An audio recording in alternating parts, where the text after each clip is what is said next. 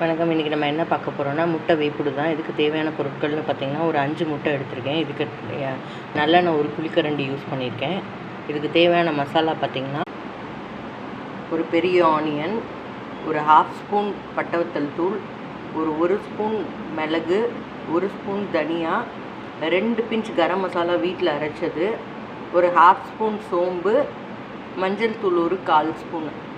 இதுக்கு தேவையான அளவு உப்பு போட்டுக்கோங்க. இது என்னோடய ஸ்டைல் முட்டை வேப்புடு.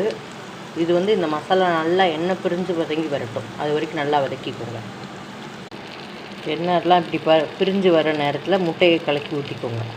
பேச்சுலர்ஸ் அண்டு புதுசாக பண்ணுறவங்களா இருந்தீங்கன்னா உப்பு முட்டைக்கு எவ்வளோ போடணும்னு தெரியலன்னு சொன்னால் ஒரு பிஞ்சாகவே, ஒரு முட்டைக்கு ஒரு பிஞ்ச் கணக்கு வச்சுட்டு ஒரு பிஞ்சாகவே போடுங்க. இந்த மசாலா கொஞ்சோன்னு போடுங்க. 1/2 ஸ்பூன் சோம்பு இல்லை சீரகம். ட்ரை பண்ணி பாருங்கள், சப்ஸ்கிரைப் பண்ணுங்கள். அது எனக்கான கிரேஸ். நீங்கள் பண்ணுங்கள், நாங்கள்